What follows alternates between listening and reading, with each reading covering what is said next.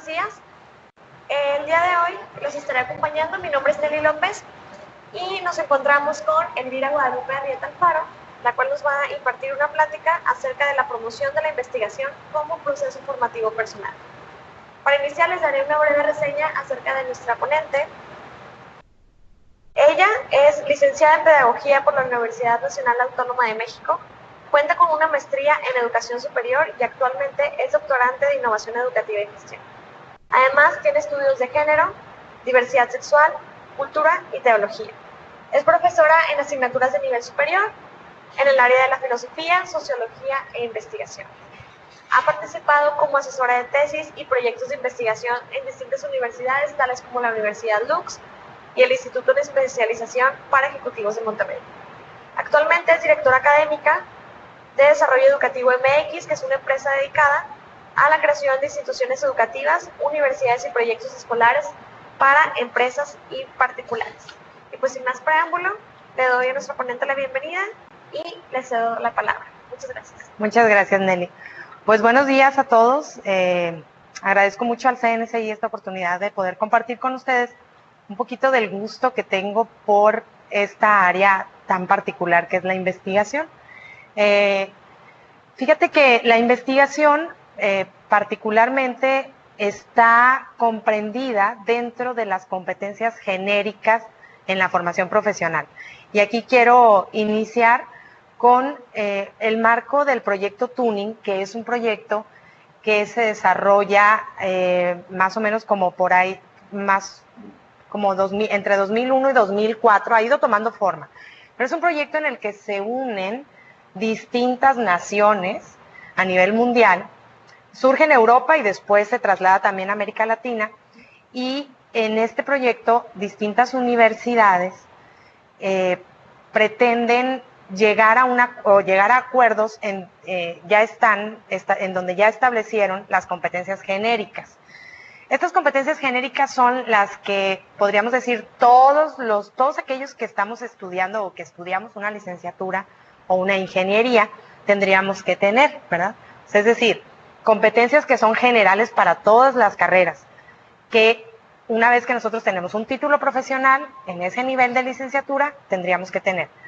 Pero también hay un área del proyecto Tuning en donde están ellos determinando las competencias específicas de cada área, ¿verdad? Es decir, aquellos que están estudiando, o más bien, aquellas universidades que imparten una licenciatura en pedagogía, pues se ponen de acuerdo y dicen cuáles son las competencias que tendrían que tener las personas para poder obtener un título profesional, en este caso de pedagogía, ¿verdad? Y así en cada área, obviamente pues es una labor maratónica, ¿verdad? Es algo que requiere mucho el consenso, escucharse entre las distintas universidades y no se diga entre las distintas naciones. Pero el esfuerzo que hace Proyecto Tuning por establecer competencias genéricas es a donde quiero ahondar en este momento. Porque justamente en una de las competencias genéricas, para ser específica, por ahí aparece el número 9, porque es la competencia número 9, es la capacidad de investigación. Es decir, todos aquellos que tenemos un título profesional de licenciatura tendríamos que tener la capacidad de investigación bastante desarrollada, ¿sí?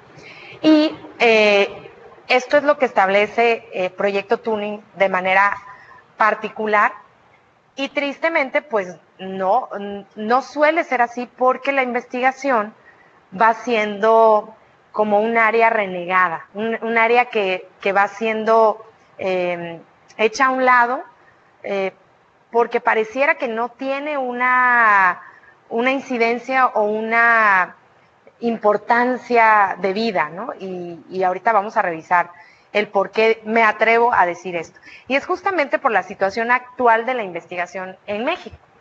Aquí traemos algunos datos que va a ser importante revisar, ¿verdad? En 2015, fíjense, el porcentaje de inversión en investigación y desarrollo en México era del 0.43%, cuando, y estamos hablando del PIB, ¿verdad? Del Producto Interno Bruto, cuando el promedio en la organización, en la OCDE, es de 2.4%. Entonces, esto sitúa, fíjense, a México entre los países de la OCDE como el antepenúltimo lugar. O sea, es decir, aquellos países en donde hay una mayor inversión, y no estamos hablando de muchísimo, si se dan cuenta, si el promedio es del 2.4, estamos hablando que Japón, por ejemplo, tiene una inversión del 3.8%. Y sin embargo en nuestro país es muy poco el porcentaje, y tristemente también por las cuestiones de corrupción, probablemente, como siempre les comento a mis alumnos, probablemente de ese 43%, quién sabe cuánto es lo que realmente le llega, ¿verdad?, al área de la investigación. Entonces, estamos muy, muy, muy por debajo de la media, y además, o sea, tristemente, como les comentaba, en el antepenúltimo lugar a comparación de otros países. Otro de los datos importantes es que en 2012 había 420 investigadores por cada millón de habitantes. Este dato, según cifras de la UNAM, pero yo creo que la UNAM como que se vio muy bondadosa, porque me parece que es un poquito menos. 420 investigadores por cada millón de habitantes. Fíjense, en Brasil es el doble. O sea, hay 840 investigadores por cada millón de habitantes. En Argentina es el triple, ¿sí? Y en Estados Unidos, por tener un referente del vecino que tenemos aquí cerquita, es 12 veces esta cifra. Entonces, ahí podemos darnos cuenta de la importancia que en nuestro país tiene la investigación. Y en definitiva, también es importante compararnos, pues para saber en qué nivel estamos. Otra cifra por ahí, en 2011, habría que actualizarla, pero vaya, más bien aquí quiero hacer como otra comparación. En 2011 se graduaban 3.250 doctores en México al año. Bueno, la Universidad de Stanford en ese mismo año graduaba, solamente la Universidad de Stanford de Estados Unidos estaba graduando a 1.500 doctores. Entonces, esta cifra que nosotros en México tenemos de doctores que se gradúan al año, pues estamos hablando que el doctorado es un nivel de 100% investigación. En Estados Unidos 2 universidades cubren esa cifra. Entonces, ¿qué está sucediendo? Pues es bastante evidente, ¿verdad? En países desarrollados, pues hay una mayor inversión, o hay una mayor importancia, se le da una mayor importancia a la investigación. En mi caso, como les comentaba Nelly, yo soy directora académica de desarrollo educativo y nos dedicamos al diseño curricular. Y tristemente a veces con los clientes, con la gente que tiene el poder adquisitivo para poder poner una universidad, y sin quitarle el valor que tiene esa labor, ese altruismo incluso de decir, oye, una persona va a poner una universidad y va a hacerle bien a nuestro país. Bueno, por ahí surgía, como experiencia lo comento, pero también porque me preocupa, una clienta que decía que no, pero quita esas materias de metodología, ¿no? O de filosofía. Ay, no, ¿qué van a decir? No, eso no va a vender, ¿no? Y entonces yo decía, pero si es que no es que vendamos o no vendamos, la universidad como tal tiene su valor, ¿no? O sea, tenemos que ser también nosotros como maestros, como parte de los sistemas educativos, pues un poquito más condescendientes también. Y es darnos cuenta que a veces en el mismo lenguaje hacemos a un lado estas materias porque pareciera que no tienen importancia. Y claro que la investigación tiene una importancia fundamental. Es justamente de la investigación en donde surgen proyectos innovadores, en donde surgen también tomas de decisiones en las empresas. Y bueno, por aquí vamos a observar una gráfica también de la OCDE que nos habla de los países con más doctores universitarios, y en este caso son el número de graduados como doctores en todos los campos en 2014. Y ahí lo podemos visualizar de manera un poquito más gráfica cómo Estados Unidos, y no es como que nada más hablar de Estados Unidos, ¿verdad? Sino que más bien el por qué, ¿verdad? O sea, ¿por qué Estados Unidos nos gana también en este sentido? Muchos de nosotros, yo creo, tenemos también gente conocida que se gradúan con honores de universidades mexicanas y se van a Estados Unidos, porque es Estados Unidos quien abre las puertas para investigadores, para que la gente siga estudiando en ese sentido. Y Si se dan cuenta, bueno, cuando estaba yo revisando esta gráfica, yo decía, pasé como 3 veces la mirada y yo decía, ¿dónde está México? ¿Dónde está México? No está México aquí. ¿Por qué? Porque entonces es otra cifra, estamos hablando de 2014, quiere decir que en México tenemos o graduamos menos de 2,000 doctores al año. Cada vez va perdiendo más importancia la investigación. Y no quiere decir que no regresen, o sea, algunos regresan, pero en muchos casos es gente que se va a estudiar a otros países y se queda en Alemania, que se queda en Japón, y es nuestro talento mexicano el que se va. ¿Pero por qué? Porque allá tiene mayor importancia que en nuestro país. Esperemos que esto cambie también, ¿verdad? Y de eso se trata. Ahora, ¿por qué es importante la investigación en la vida profesional? Primero que nada, porque constituye la base para afrontar y propiciar los cambios organizacionales. En cualquier organización se nota cuando una persona tiene un nivel directivo, obviamente tiene también capacidades o habilidades que le ha dado la investigación. O sea, de pronto como que cuando empezaron a surgir todos estos temas de liderazgo y todo, no está peleado. O sea, la persona que es líder investiga, la persona que es líder contrasta, la persona que es líder tiene fundamentos para liderar un grupo, una organización o dirigir, ¿verdad? O estar en puestos gerenciales. Ahora, otra de las cosas, el problema de investigación, el marco teórico, la formulación de hipótesis, que de pronto son palabras, incluso nada más de escucharlas, ¿verdad? Como algo que es tan ajeno a nuestra cultura, pero está totalmente asociado con la toma de decisiones. Hace algunos meses, platicando con una alumna de la licenciatura en educación, se le ocurrió decir un comentario de esos que a veces decimos los maestros, híjole, no lo hubiera dicho enfrente de mí, ¿verdad? Me dijo que a ella había entrado a estudiar educación porque no le gustaban las matemáticas y entonces, pues, en educación no iba a haber matemáticas, ¿no? Y entonces yo decía, no, en ese momento no le dije nada a ella, ¿no? Yo me quedé con la reflexión, yo dije, ¿cómo es posible que como maestros podamos decir o emitir un juicio al respecto de una asignatura, ¿verdad? Se lo dije de una manera más amable después y tratando de incidir en ella también como maestra, pero me quedé con eso, ¿no? Yo dije, muchas veces eso pasa con la investigación. Los maestros que de pronto están en el aula de clases, cuando les tocas el tema de la investigación, son ellos mismos los que dicen, ay, bueno, luego lo vemos, ¿verdad? O bueno, luego vemos esta parte. Entonces, ¿cómo desde una materia tan básica como las matemáticas nos enseñan a plantear problemas, a plantear hipótesis, ¿verdad? Cuando están los niños en primaria y que les dicen los maestros, a ver, más o menos, ¿cuál puede ser la solución? Pues entonces ahí el alumno se está planteando una hipótesis, se está planteando un problema, ¿verdad? Y tristemente estas habilidades, cuando las sacamos de nuestra vida cotidiana, pues nos afectamos a nosotros mismos. O sea, es algo que nosotros mismos tendríamos que tener como hábitos de vida. O sea, el hecho de decir, a ver, ¿qué está sucediendo? O sea, el preguntarnos a nosotros mismos, ¿qué es lo que está sucediendo? El plantearnos una posible solución y si no es por ese camino, bueno, hay otro camino. El buscar cuál ha sido el método o el camino que han seguido otras personas en tal problema o para la solución de tal problema y entonces decidir si me voy por ese lado o no me voy por ese lado. Entonces, realmente la investigación es algo que tiene mucho que ver y que incide, por supuesto, en la vida profesional, pero sobre todo incide porque incide de manera mayoritaria en la vida personal, ¿verdad? Y, bueno, en cuanto a los principios básicos del conocimiento, voy a tomar otra materia, así como les comentaba ahorita sobre las matemáticas.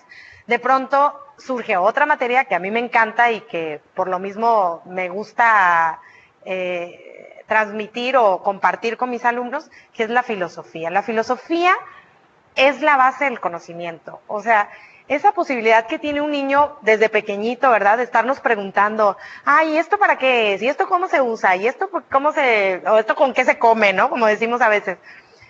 Muchas de las veces cuando un niño surge con todas esas inquietudes, pues ¿qué hacemos los papás o los maestros? Ay, ya, ¿no? Ya deja de preguntar, o mejor luego lo vemos. Y de pronto, como sociedad, no permitimos a ese niño que siga haciendo esas preguntas, ¿no? Hay una actividad que a mí me encanta hacer con mis alumnos y que, aprovechando que estoy compartiendo también con varios maestros, me encantaría que en algún momento ustedes también lo hagan, ¿no? De pronto, cuando voy a dar particularmente la materia en filosofía, les digo a los alumnos, van a tener 5 minutos y pueden salir al patio o a la cancha y entonces cuando regresen, bueno, no pueden hablar entre ustedes, van en silencio, cuando regresen me van a compartir qué fue lo que vieron.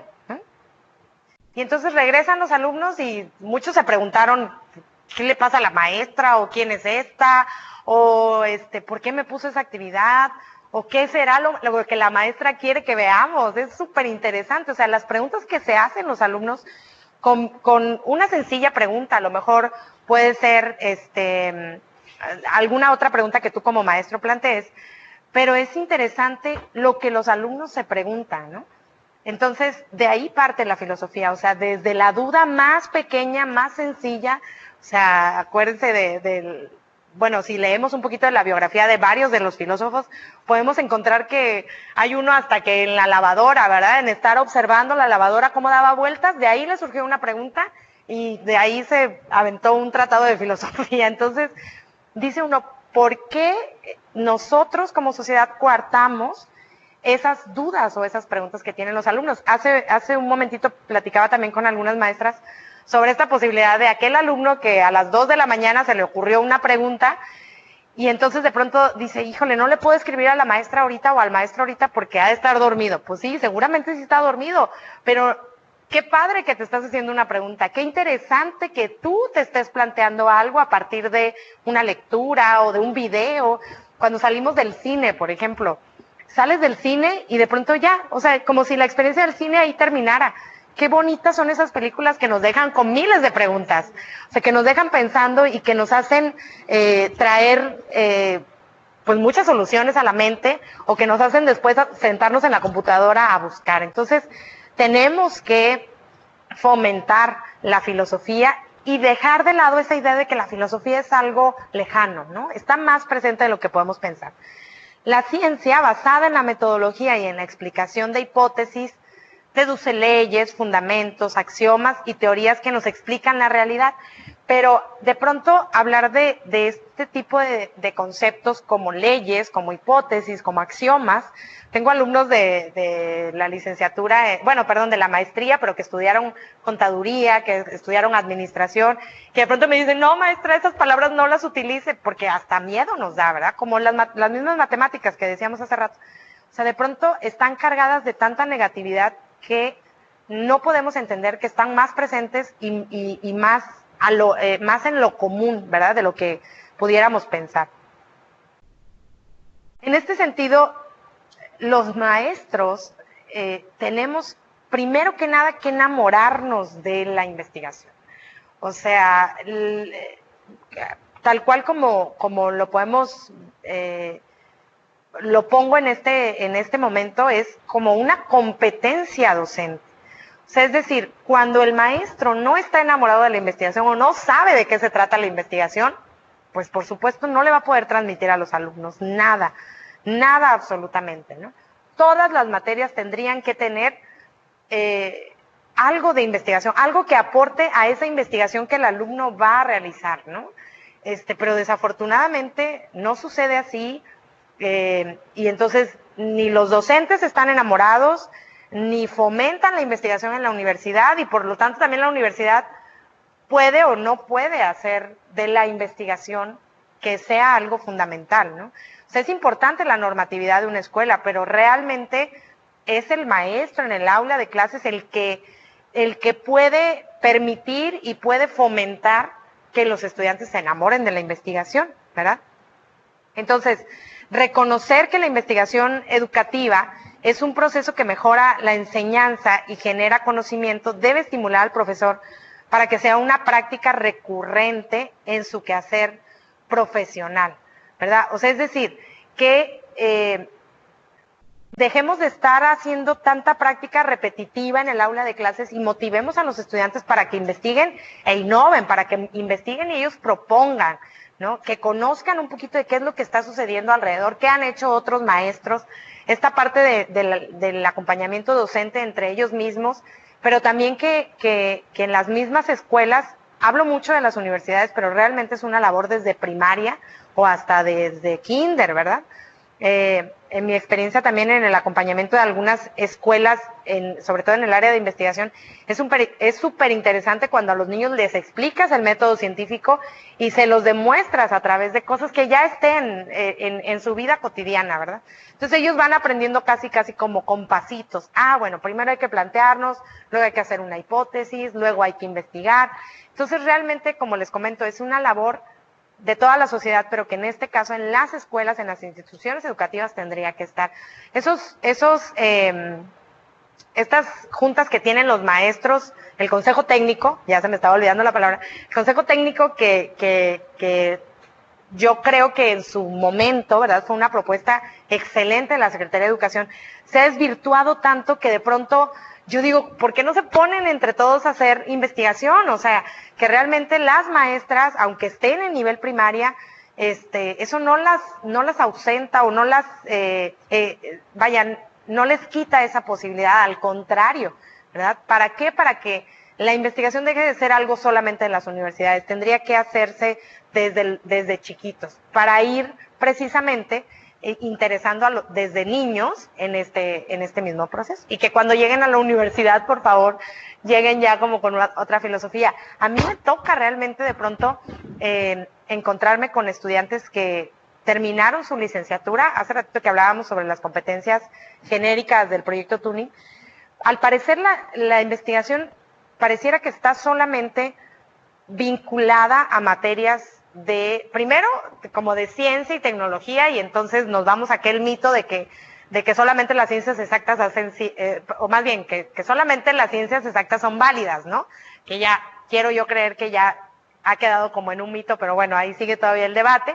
Pero bueno, las ciencias sociales, como ciencias tal cual, pues también generan investigación y también está más presente en ellas toda esta labor. Sin embargo, a mí, en lo particular, me ha tocado, junto con mis estudiantes que vienen de una licenciatura en contaduría, en administración, ver hasta sus caras de sorpresas que les puedo asegurar que son casi las de los niños en kinder cuando están descubriendo el mundo o en la primaria. Alumnos de maestría que de pronto dicen, ¿cómo? Hay investigación sobre administración, sobre impuestos, sobre contabilidad. Entonces, ellos empiezan a indagar el mundo, pero he ahí como que esta labor que les comento de las universidades, porque es algo que tendrían que tener ya desde la licenciatura, no es algo que tuvieran que descubrir en la maestría. O sea, sin embargo, bueno, yo con mucho cariño y con mucho amor, que es lo que me gusta sobre todo dar en educación, pues los voy guiando, ¿verdad?, en ese proceso, pero sí es triste que de pronto nos demos cuenta que terminamos una licenciatura y la investigación nunca estuvo presente, ¿no? Como les comentaba, en cualquier área. Ahora, ¿cuáles serían las tareas para la promoción de la investigación? La primera, lo que ya decíamos, enseñar a pensar. Y es como volver a enseñar a pensar, o sea, realmente, ¿no? Porque desde que empezamos a pensar, desde niños, ya tenemos ahí la duda, la pregunta, pero quitarnos ese mito de que preguntar es malo, ¿verdad? Cuando ya estamos vamos a suponer, secundaria o prepa y les dices a los chavos, ¿alguna pregunta? Y ya nadie quiere preguntar porque todos los demás además lo señalan como el preguntón, el que va a extender la clase, el que va a hacer que el maestro, ¿verdad? A veces es pareciera como si preguntar fuera malo. Y entonces tenemos que volver a enseñar a pensar, volver a enseñar a cuestionar, ¿no?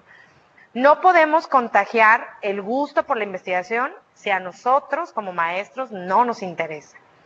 Y despertar el interés en la investigación, en la filosofía, en el pensamiento, en la duda, ¿no? A mí me encanta ese personaje de Quino, Mafalda, que justamente hace eso, ¿no? Entonces, para mí, ponerla como caricatura y volver a esta niña que pregunta, es a veces como darles esa posibilidad a mis alumnos de que vuelvan a esta cuestión, ¿no? De preguntar, porque no es nada más para la investigación que está allá afuera, sino para mí como ser humano, ¿no? De ahí la filosofía y de ahí que la filosofía sea ese primer escalón para llegar a la investigación.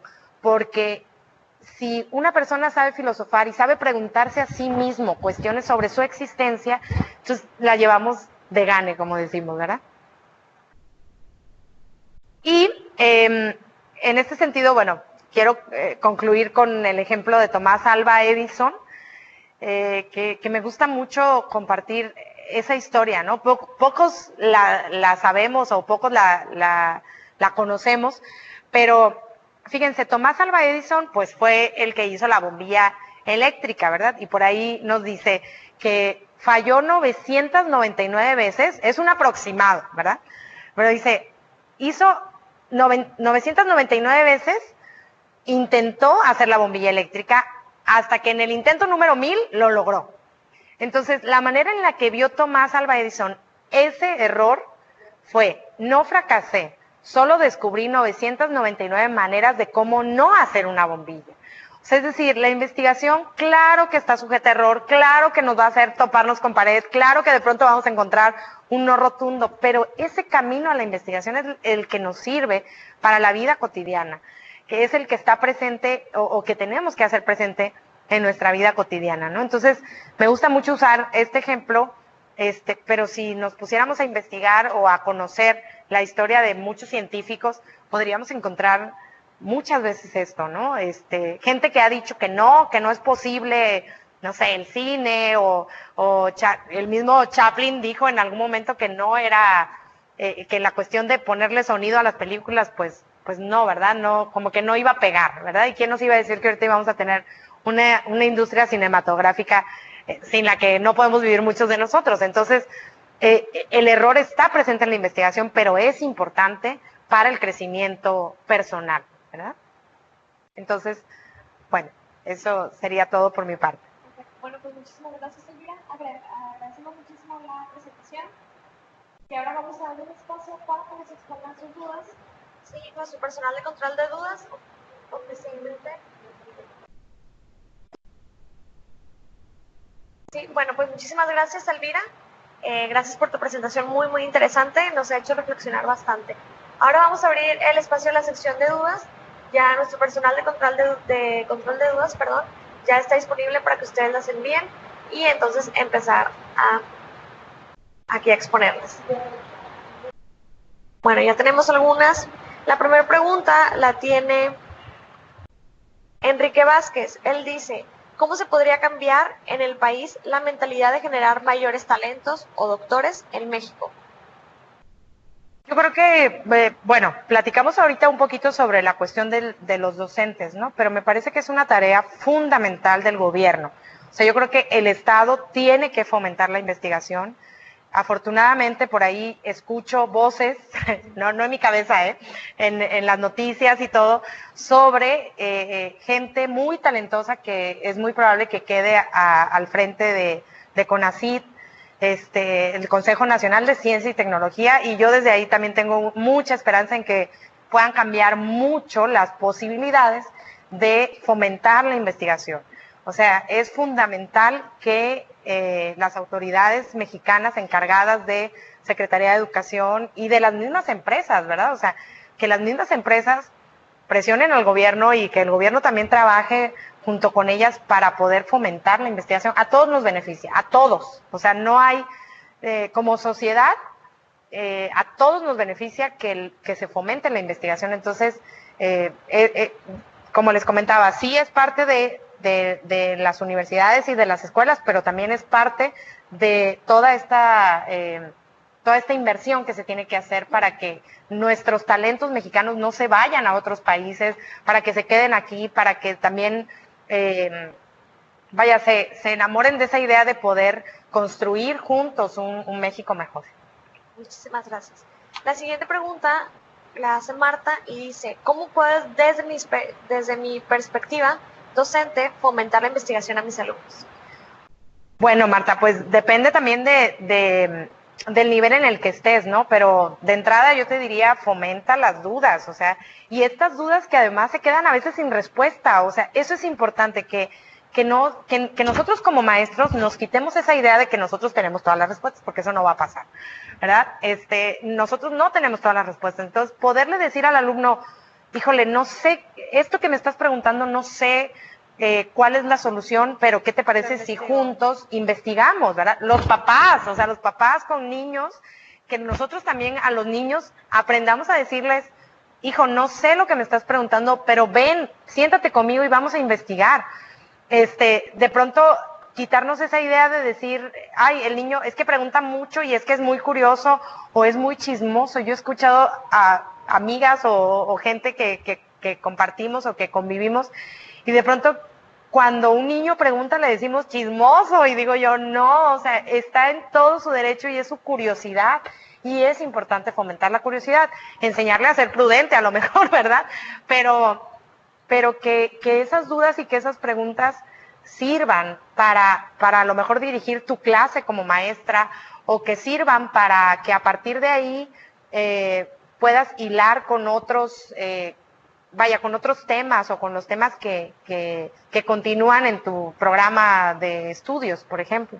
Pero sí, yo creo que como docentes tenemos que fomentar esa parte de la curiosidad, de la pregunta, de la duda, pero también pues ir enseñando a los estudiantes a leer a otras personas, a citar a otras personas. O sea, esto no lo dije yo, esta idea que yo estoy diciendo no salió de mí, la investigué y la leí en tal libro. Y complementarla. Exacto, complementarla, efectivamente, ¿no? Pero a mí, yo me acuerdo de mis primeras épocas de estudiante universitario, me encantaba cuando aquel orador se paraba frente a un auditorio y citaba correctamente a la persona que había dicho las ideas que él estaba transmitiendo. Entonces, es un arte, por supuesto, ¿no? Pero, poderlo valorar o revalorar, porque creo que se ha perdido mucho. Bueno, muchísimas gracias. La siguiente pregunta la hace David Ayala y él pregunta, ¿qué obstáculos se encuentra en la educación pública comparada con la educación privada, hablando específicamente acerca de la investigación? ¿En qué obstáculos se encuentra, cómo, la educación? La educación pública, o sea, ¿qué obstáculos tiene la educación pública con la educación privada?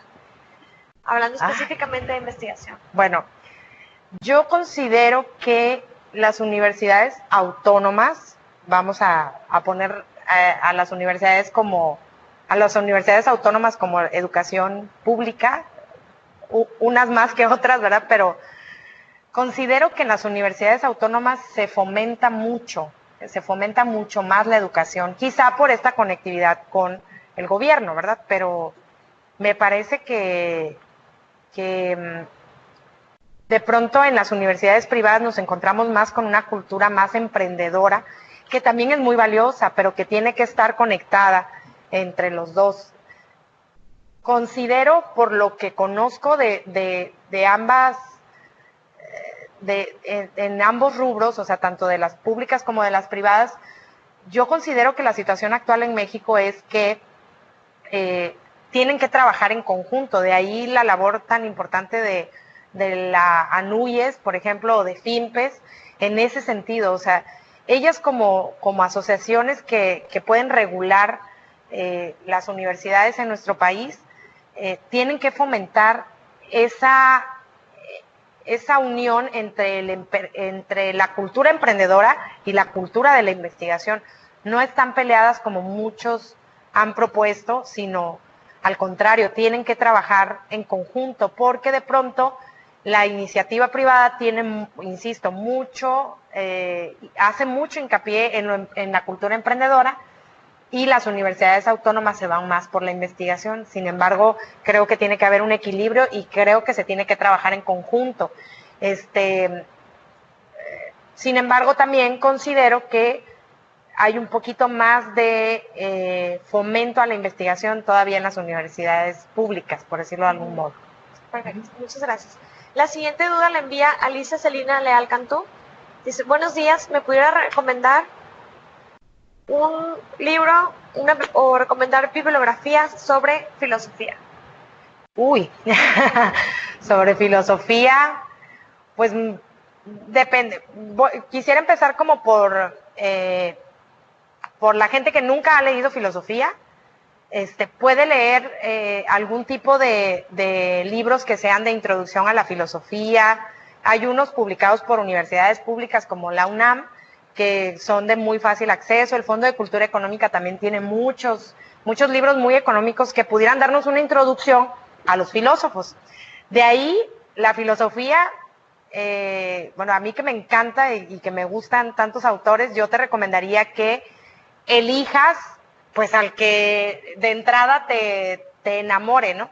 ¿Por qué digo estos libros sobre introducción a la filosofía? Porque comúnmente es un solo autor el que nos va a dar una perspectiva de todos los demás o de todos los filósofos, ¿no? Entonces, a partir de ahí, ya tú puedes decidir, bueno, que habla que es más de la época del romanticismo, o que es más de la época de las guerras. De verdad que la filosofía ha existido, por supuesto, en todos en toda la época de la sociedad, pero bueno, hablando en particular de la educación, yo sí soy muy romántica en ese sentido. Me encanta Rousseau, me encanta el Emilio de Rousseau. Es una delicia pedagógica, pero también nos hace cuestionarnos mucho si el ser humano entonces tiene que estar como que aislado de la sociedad para poder crecer de manera tan impecable como Rousseau nos hace ver a Emilio, ¿verdad? En ese libro. Yo creo que Rousseau es una lectura obligada de la filosofía educativa, pero también no hay que dejar de lado también a autores más contemporáneos. A mí en lo particular me gusta mucho la filosofía que se hizo después de la Segunda Guerra Mundial. O sea, esa pregunta pedagógica que se hicieron los maestros o los filósofos de aquella época, de decir qué tipo de hombre estamos formando, es una pregunta que yo me hago todos los días. Cuando veo, se me parte, se me quiebra la voz. Cuando veo las noticias y veo, pues noticias no tan agradables, ¿verdad? Yo sí me hago esta pregunta que se hizo Montessori en su momento: ¿qué tipo de hombre estamos formando? Creo que en ese sentido, esa filosofía que parte de la Segunda Guerra Mundial y que es gente que se preguntó a sí mismo como maestros, como docentes, hacia dónde vamos, ¿verdad? O sea, ¿cómo es posible que de un ser humano haya salido tanta maldad? Bueno, pues es una pregunta que también nos tenemos que hacer todos los docentes, todos los días, y es parte de la filosofía de la educación que tenemos que traer así como que en la mochila, ¿verdad?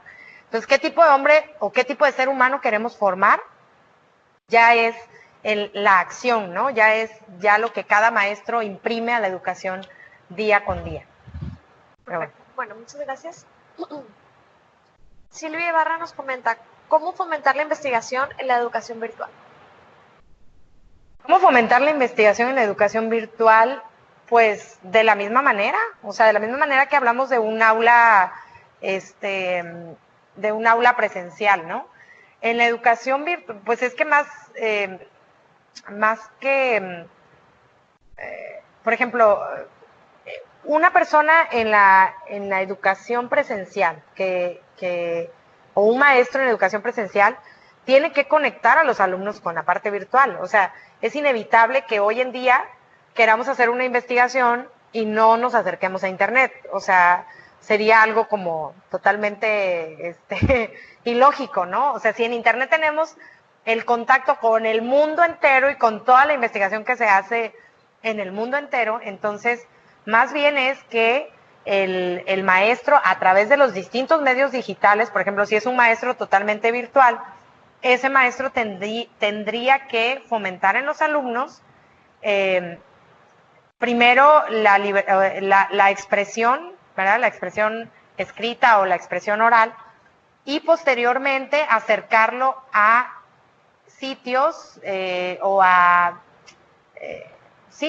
sitios virtuales o a sitios en Internet que puedan darle una información verificada, que ha pasado por algún proceso de investigación, si es lo que están trabajando. Pero en definitiva, el cómo se puede fomentar, pues realmente es diciéndole a los alumnos o dándoles herramientas sobre dónde tienen que hacer sus búsquedas, sobre qué tienen que citar a otras personas si están trayendo de allá sus ideas,